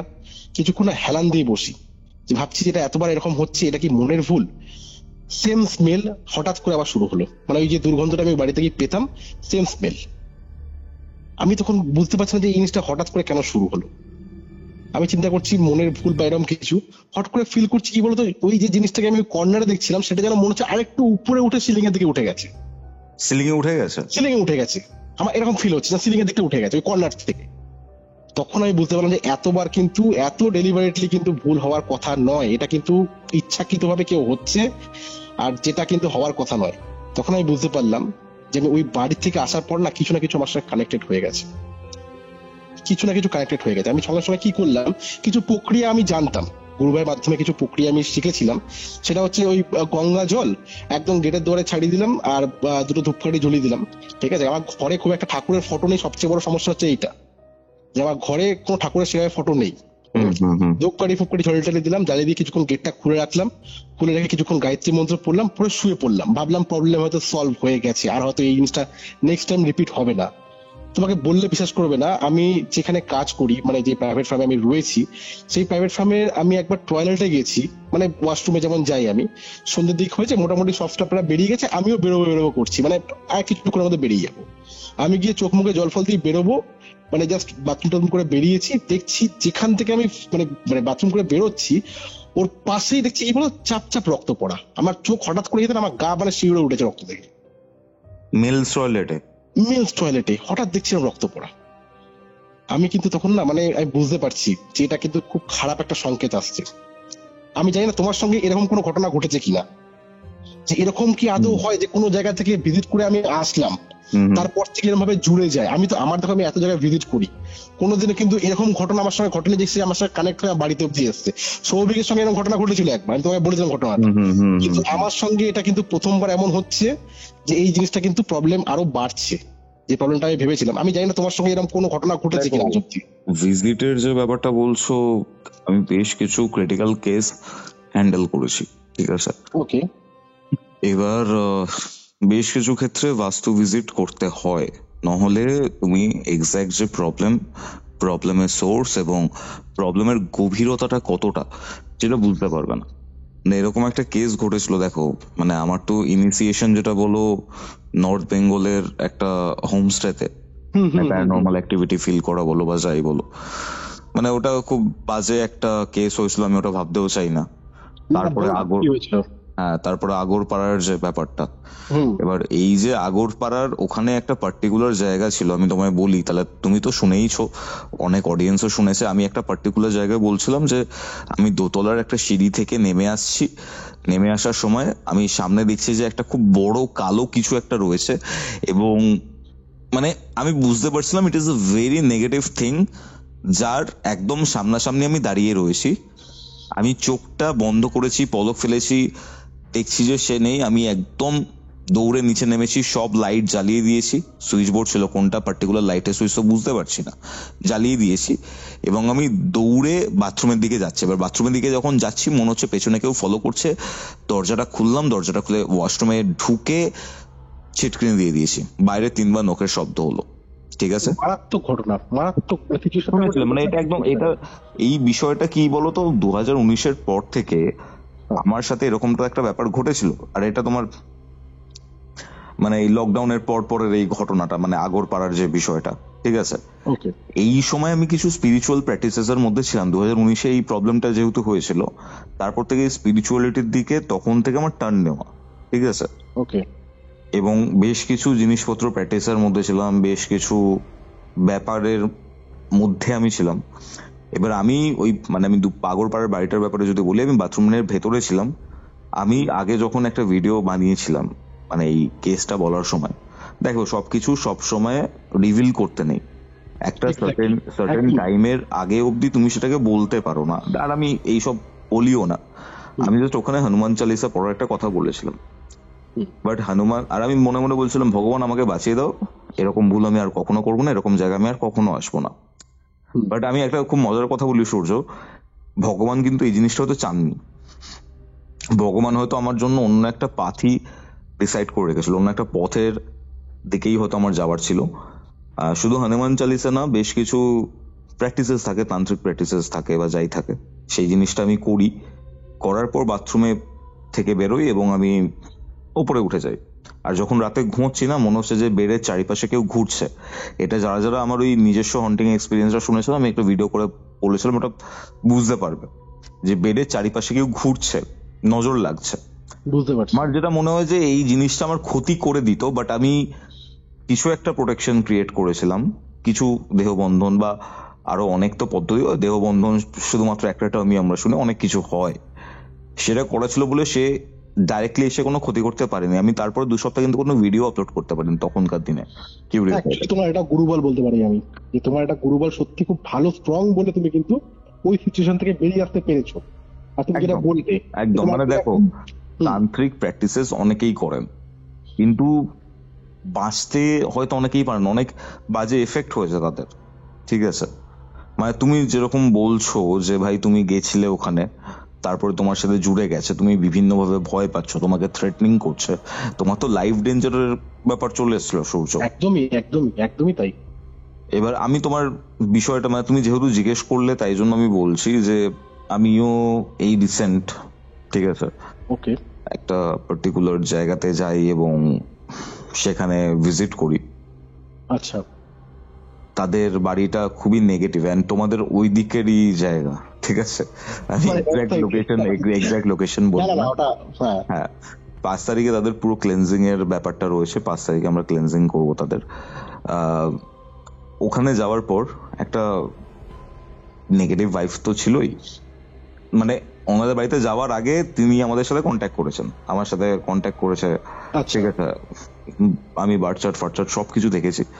বাস্তুটা তখনও দেখা হয়নি, বাস্তুটা দেখা হয়নি, তার কারণটা হচ্ছে যে অবভিয়াসলি তুমি সবসময় তো বাড়ির ভিডিও চাইবে না। আমি যখন চার্ট দেখেছি আমি তখনই বলেছি আমি আপনাদের এটা ভিজিট করবো, কিন্তু মানে খুব ক্রিটিক্যাল কেস আছে ওখানে।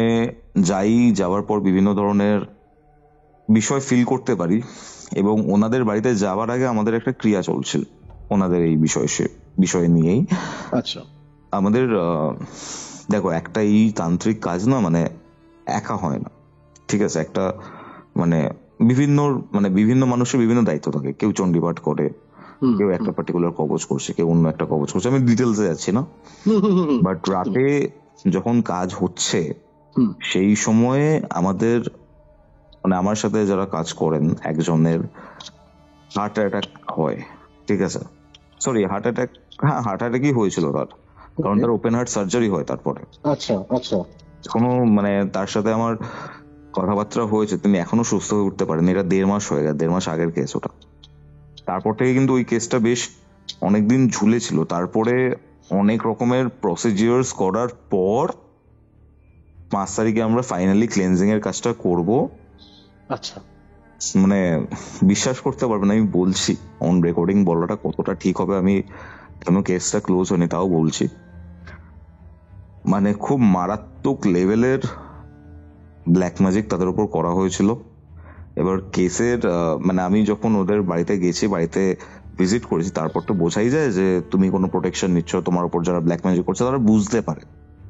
তারা কি করেছে, একটা চায়ের পাতা, হয়তো চায়ের পাতা বলেছে দার্জিলিং থেকে আমরা ফিরেছি, আচ্ছা, চা নিয়ে এসছে, এই চাটা করো, একসাথে মিলে খাই।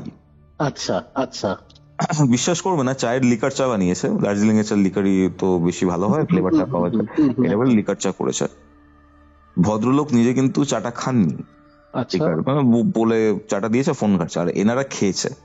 আচ্ছা, খাওয়ার পরে বলছে যে খুব মানে একটা হয় না, তুমি একটা পোড়া পোড়া একটা স্মেল পাচ্ছ, চামড়া পোড়া টাইপের একটা স্মেল পাচ্ছ, একটা ফ্লেভার, একটা আফটার টেস্ট, এটা এরকম টেস্ট পেয়েছে। আর এই জিনিসটা যখন হয়ে যাওয়ার পরে সেই ভদ্রমহিলা আমাকে ফোন করেছে উনি চলে যাওয়ার পর, যে কৌস্তভ এরকম এরকম এরকম হয়েছে, এরকম।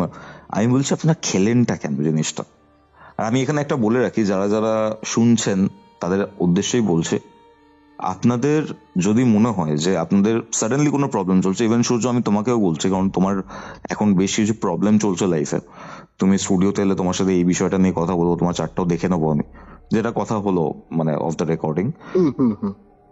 তোমাকেও বলছি কতটা ভালোভাবে শোনো, যদি তোমার মনে হয় যে তোমার উপর কেউ ব্ল্যাক ম্যাজিক করছে, তোমার উপর কোনো বাজে নজর পড়েছে, বা কিছু একটা আনসার্টেন ব্যাপার চলছে, কখনোই বাইরের লোক বা ফ্যামিলির ভেতরের লোক ছাড়া, মানে ফ্যামিলি মানে বাবা মা বাচ্চা, আমি এই ফ্যামিলি নিউক্লিয়ার ফ্যামিলির কথা বলছি, বাইরের কোনো কাজিন, বাইরের কোনো আউটসাইড মানে ফ্যামিলি মেম্বার যারা রয়েছে তারা যদি কোনো কিছু খাবার দেয় খেতে, ঠিক আছে, কখনোই সেই খাবারটা খাবে না, স্পেশালি মিষ্টি এবং চা।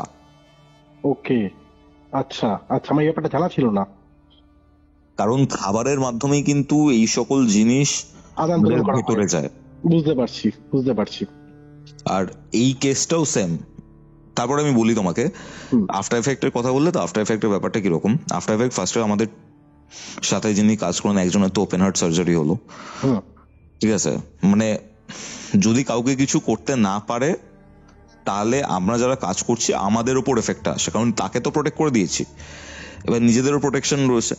বাট কাজ করতে করতে আমরা যখন কাজ করি, ঠিক আছে, আমি ধরো কোনো একটা পার্টিকুলার জায়গাতে ভিজিট করতে গেলাম, আমার নিজস্ব কবজ রয়েছে গায়ে, আমি তো সেখানে গিয়ে অনেক সময় ফিল করতে পারবো না যে বাড়িটার মধ্যে কি আছে বা না আছে। আমি আমার কবজটা খুললাম, বুঝতে হবে যে কি আছে বা না আছে। কবজ না খুললে তো আমি প্রোটেক্টেড। এবার আমি যদি প্রোটেক্টেড থাকি, আমার চারিপাশে এরা কেউ আসতে পারবে না। আমাদের মানে আমার যে কবজ রয়েছে ভীষণ পাওয়ারফুল একটা কবজ। ওকে, মানে পড়লে এই সকল প্রেত, পিশাচ, এন্টিটি, হোয়াটএভার দ্যাট ইজ, এইসব ছাড়াও ব্ল্যাক ম্যাজিকেরও কোনো এফেক্ট হয় না। আমাকে খুলতে হয় জিনিসটা, কারণ তাদের প্রবলেমটা বুঝতে হয়, রাইট? খুলেছি, খোলার পরে আমার কিন্তু অনেক প্রবলেমস হয়েছে। এবার আমাদের যে যখন কোনো কাজ হয় বা কিছু হয়, আমাদের সাথে যিনি ছিলেন তিনি হয়তো কোনো কারণে কবচটা খুলেছিলেন, তখনই তার অ্যাটাক হয়েছে। আমরা ভেবেছি রাতের সময় তো যজ্ঞ ফজ্ঞ হয়, আগুন জ্বলে, গরম থাকে, তো এই কারণে কিছু না কিছু ব্যাপার হয়েছে। অবভিয়াসলি মানে তুমি এত গরমের মধ্যে কাজ করছো, ফ্যান নেই, এসি নেই, কিছু নেই। আর এইদিকে আমাদের প্রবলেমটা কি, স্টুডিওতে যখন থাকি তখন ফুল এসি, যখন কোনো এরকম যজ্ঞ বা কিছু চলে তখন একদম গরমের মধ্যে থাকতে হয়। তো এই একটা এক্সট্রিম কন্ডিশন এসে ওর জন্য হয়েছে। পরে জানতে পারলাম এত বড় কেস। এবার এই যে মেয়েটি এই চা খাবার ব্যাপারটা, যেহেতু ওই ভদ্রলোক ভদ্র মহিলার মানে ওই চাটা খেয়েছিল, ওনাদের বাড়িতে মানে ফাইনাল কিছু হয়নি, ফাইনালটা 5 তারিখে হবে, বাট ফাইনাল কিছু হয়নি, টেম্পোরারি কিছু আমি কাজ করেছিলাম। এবার ওনাদের ওপর যেহেতু এফেক্টটা করতে পারেনি, তার মেয়ে বাইরে থাকে, পড়াশোনা করছে, তার উপর এফেক্টটা হয়েছে। মানে এই জিনিসপত্রগুলো এতটাই স্ট্রং হয়। এবং তারপর কি এফেক্ট হয়েছে, মেয়েটি পরীক্ষা দিতে গেছে ফার্স্টের দিন, পরীক্ষা দিতে যাওয়ার সময় হল ফল গুলিয়ে ফেলেছে। মানে যে হলে যাবো সেই হলে যায়নি, অন্য হলে গেছে পরীক্ষা দিতে, ঢোকার সময় 5-10 মিনিট লেট হয়েছে, তাকে অ্যালাউ করেছে। বাট একটা ওই মেন্টাল একটা হয়ে যায় না যে তুমি দেরি করে পৌঁছলে এবার লিখে কমপ্লিট করতে পারো, এরকম একটা মেন্টাল ইম্প্যাক্ট হয়েছে। এরপরে যেটা সব থেকে সাংঘাতিক হচ্ছে, ওরা নিজেদের যেখানে ওরা রেন্টে থাকে সেই জায়গাতে এমন কিছু প্যারানর্মাল অ্যাক্টিভিটি ফিল করেছে। মেয়েটি শুধু ফিল করেনি, মেয়েটির যে রুমমেট রয়েছে সেও ফিল করেছে। মানে ওর মনে হচ্ছে না যে পিছন থেকে কেউ এসে ওর কাঁধের কাছে দাঁড়িয়ে রয়েছে, এন্ড ও যখনই এগিয়ে যাচ্ছে তখনই মনে হচ্ছে ও তার মানে ওর পেছনে পেছনে কেউ এগিয়ে যাচ্ছে। এটা কনস্ট্যান্ট হয়েছে। সাংঘাতিক ব্যাপার একদম। হ্যাঁ ভাই, মানে বলে বোঝাতে পারবো না, মানে ভাবলেও যেন মানে ভাবলেও ক্রিপি লাগছে জিনিসটা। আর তুমি একটা জিনিস আমি তোমাকে বলি সূর্য, আমি একটা সময় আমি আমার বলতে অসুবিধা নেই, যখন আমি 9-10-এ পড়তাম, ঠিক আছে, হিন্দু স্কুলে পড়তাম, তো এবার আমাদের ওই জায়গাটা একটু মানে বুঝতেই পারছো একটুখানি মানে রাজনৈতিক দিক থেকে লালের দিকে ঘেঁষা একটু। এবার আমি নিজেও একটা সময় এরকম ভাবনা ধারায় বিশ্বাসী হয়তো ছিলাম, তখন ছোট ছিলাম, যাই হোক, তখন এর ব্যাপারটা ধরে লাভ নেই, ম্যাচুরিটি থাকে না অতটা। এবার আমি তখন এই মানে আমি কিছুই মানতাম, আমি কিচ্ছু মানতাম না, পিওর সায়েন্সের স্টুডেন্ট, ঠিক আছে, মানে ভালো লাগতো জিনিসপত্রগুলো, ঠিক আছে, বাট মানতাম না ভগবান বলে কিছু আছে, এইসব ভূত প্রেত কিছু, কিচ্ছু মানতাম না ভাই, সিরিয়াস বলছি। পরীক্ষার আগে একটু ভগবানের কথা মনে পড়তো, ভগবান পরীক্ষাটা ভালো, এরকম টাইপের মানে ওই অপরচুনিস্ট টাইপের ভক্ত ছিল। দেখো, একজন সবচেয়ে বড় নাস্তিকই না একজন সবচেয়ে বড় আস্তিক হয়, যেটা তোমার সাথে হয়েছে। হ্যাঁ, মানে আমি খুব র্যাশনালি সবকিছু ভাবতাম। অনেকে বলে তো যে এই যে কুসংস্কার, এই সেই হ্যান ত্যান, ভূত প্রেত হয় নাকি, আরে ভাই আমি নিজে মানতাম না, আমার নিজের সাথে হয়েছে, তারপরে তো আমি বুঝতে পেরেছি ব্যাপার স্যাপারগুলো হয়। এত মানুষ এত কেস নিয়ে আমার কাছে আসে, তখন আমি জানতে পারি মানুষের জীবনে এত প্রবলেম, এত কিছু হয়েছে, যেটা কিন্তু খালি চোখে বোঝা যায় না।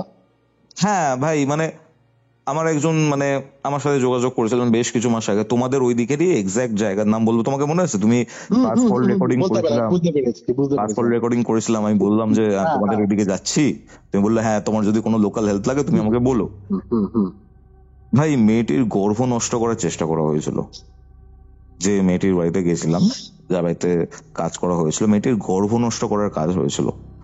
ক্যান ইউ ইমাজিন, একটা মেয়ে, তাকে তার বরের থেকে সরিয়ে দেওয়া হয়েছে। বর আরেকটি সম্পর্কের মধ্যে রয়েছে, ঠিক আছে, হোয়াট এভার সম্পর্ক, আমি ডিটেলসেই যাচ্ছি না ব্যাপারটা। আমি মেয়েটির গর্ভ নষ্টের কাজ করা হয়েছে। মানে মানুষ এত খারাপ, এত নিম্ন মেন্টালিটির মাঝে মধ্যে মানে ভাবতে এ হয় যে কেন ভাই, কেন হচ্ছে এইসব।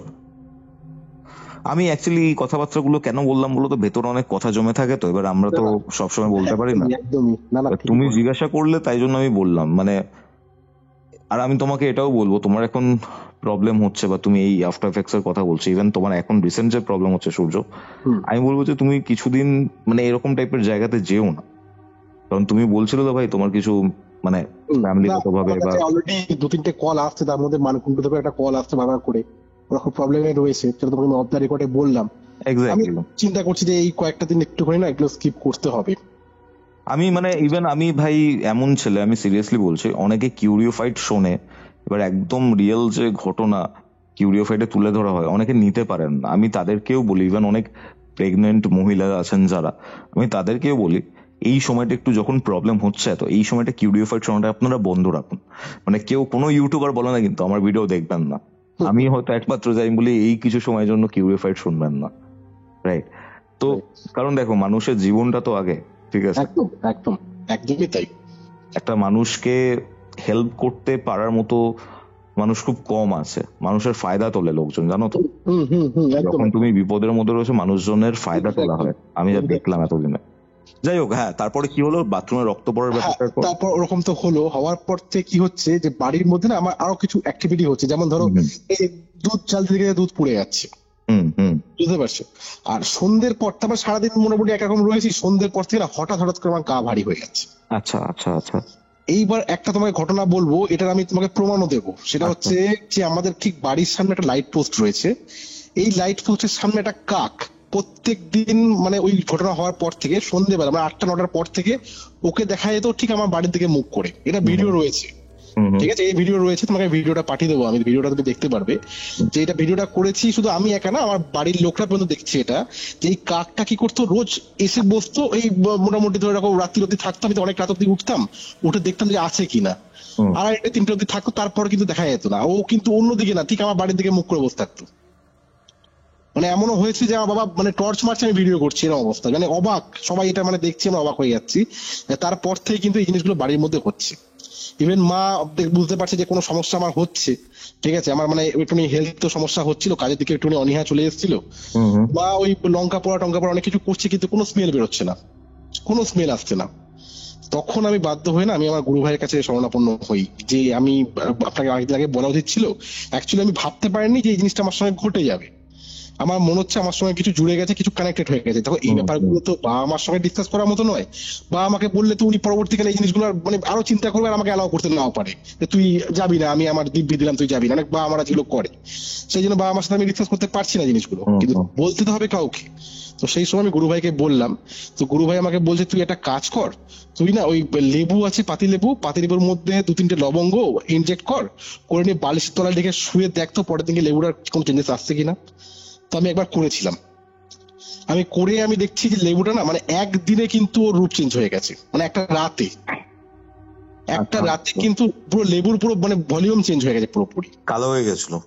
মানে ভিতরে আমি কাটিনি, মানে ওই একটা তরতাজা লেবু যেমন থাকে মানে পুরো ডার্কিশ মানে গ্রিন, সেটা পুরো মনে হচ্ছে অনেক পুরনো লেবু, মানে ওর মধ্যে পৌঁছে গেছে লেবুটা পুরোপুরি, বুঝতে পারছো? এরকম ঘটনা হতে আরম্ভ করছিল। আমি ওনাকে বললাম, উনি বলছে হ্যাঁ কানেক্টেড হয়ে গেছে। আর তাহলে এখন উপায়? বলছে তুই আমাকে তো এখন তো পাবি না, তুই একটা কাজ করতে পারিস, তুই যদি বারাসাত যেতে পারিস ওই তন্ত্রসাধকের কাছে যা, আমি বলে দেবো, আর তুই সন্তোষ শর্মার বাড়িতে চলে যা একবার, কালকে একদম সকাল সকাল যা, গিয়ে ওনাকে গিয়ে বল সব ঘটনা, দেখ তোর সলিউশন হয়ে যাবে। তো এই যে সন্তোষ সীমা মায়ের কথা যার কথা আমি বলি, ঠিক আছে, ইনি কিন্তু মানে কি বলবো, মুখ দেখে মনের কথা বলে দেয়, বুঝতে পেরেছো? হ্যাঁ, আর ইনার এমন মানে শক্তি রয়েছে যে ইনি যখন মানে তারাপীঠ সাইডে যেত, যে তুমি নিশ্চয়ই শুনেছো যে ওই শোল মাছ চিতার উপর পুড়িয়ে খাওয়া হয়, এটা এক ধরনের প্রসাদ হয়, এটা সবার পক্ষে সম্ভব নয়, উনি কিন্তু সেই জিনিসটার উপযোগী, বুঝতে পারছো তো? মেনলি শোল মাছ তোমার গুপ্ত শত্রু নাশের জন্য ইউজ করো। একদম একদম, এটা ওরা কি করে বলতো, ওই শ্মশানের দিকে না চিতা যখন পড়ে ওই শোল মাছ পুড়িয়ে দেয় উপরে, আহুতি দেয়। আহুতি দিয়ে ওরা ওটাকে প্রসাদ হিসেবে গ্রহণ করে।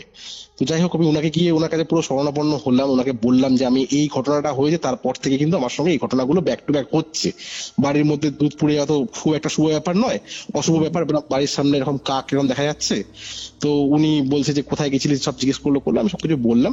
বলার পর বললো যেরকম তোকে আমি কিছু মানে প্রক্রিয়া বলছি, যেটা আমি এখানে ওপেন ফোরামে বলছি না, ঠিক আছে, সেগুলো আমাকে বললো। আর কিছু মন্ত্র আমাকে বললো, এগুলো উচ্চারণ করবি ঘুমানোতে যাওয়ার আগে।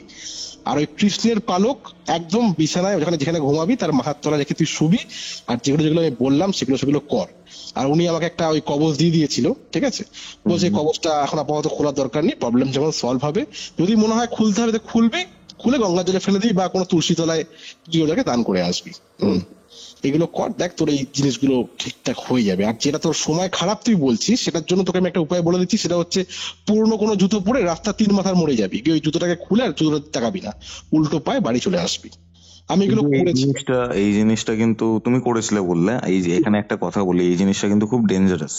3 মাথার মোড়ে তালা ফেলে এলে, 3 মাথার মোড়ে জুতো ফেলে এলে, ওই জুতোটা যদি অন্য কেউ পরে, ঠিক আছে, আমি তোমাকে দোষ দিচ্ছি না, বাট ওই জুতোটা যদি অন্য কেউ পরে, তোমার যে প্রবলেমস, তোমার উপর যে বালাটা রয়েছে তার উপরে ট্রান্সফার হয়ে যাবে। এক্স্যাক্টলি এটা আমি জানি।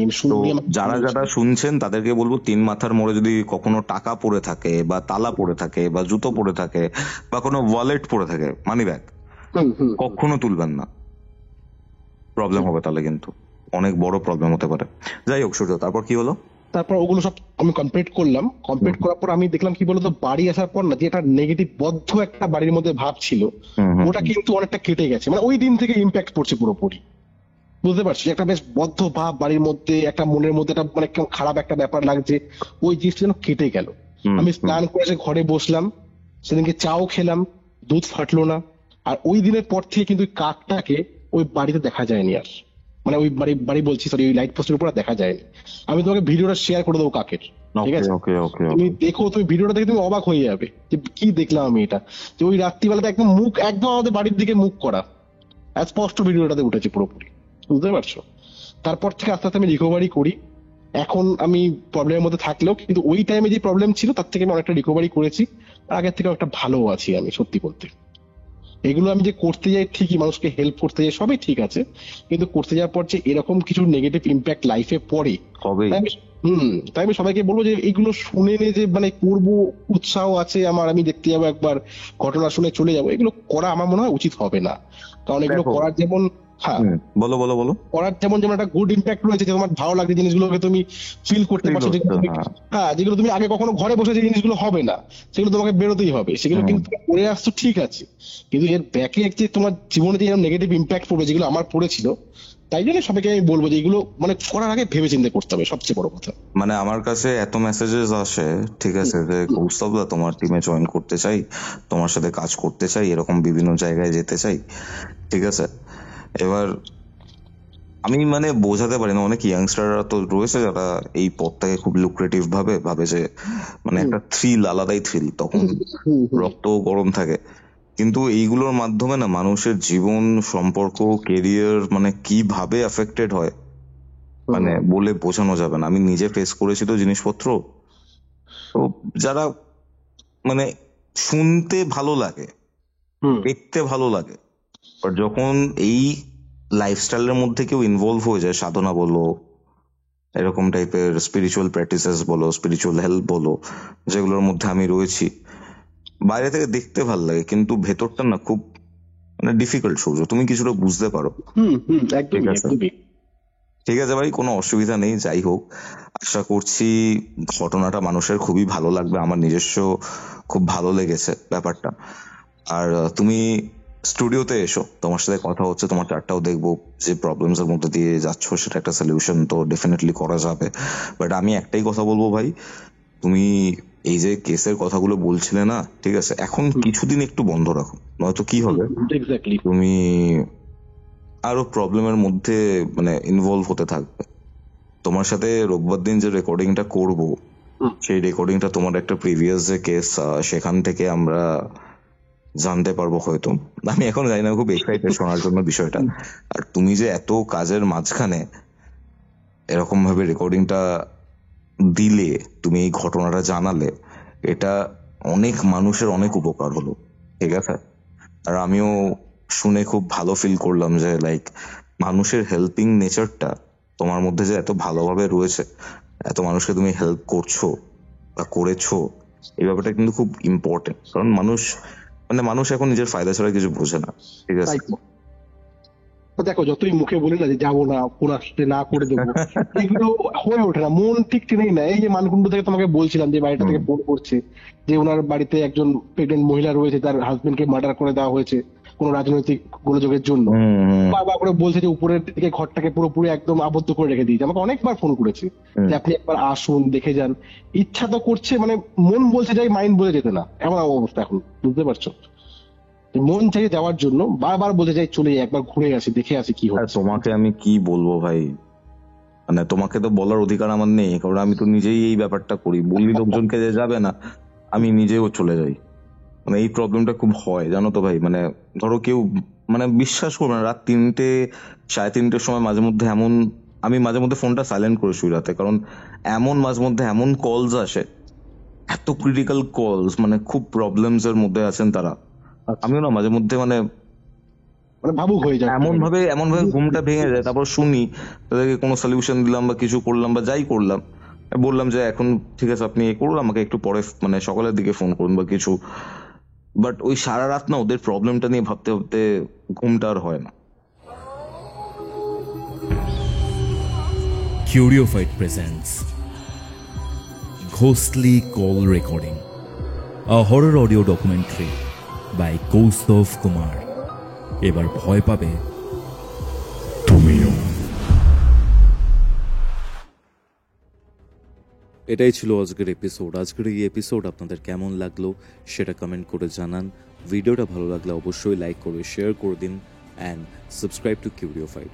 আপনারা যদি আপনার ঘটনা কিউরিওফাইডে শেয়ার করতে চান এরকমই একটা ঘোস্টলি কল রেকর্ডিংয়ের মাধ্যমে, অথবা আমার থেকে কোনো স্পিরিচুয়াল হেল্প চান, তাহলে যোগাযোগ করুন আমাদের অফিসিয়াল হোয়াটসঅ্যাপ নম্বর 6290675195, এই নম্বরে হোয়াটসঅ্যাপ করে। তাহলে চলুন দেখা হচ্ছে পরবর্তী এপিসোডে, যেটি আসছে বৃহস্পতিবার দিন দুপুর ঠিক 3টের সময়।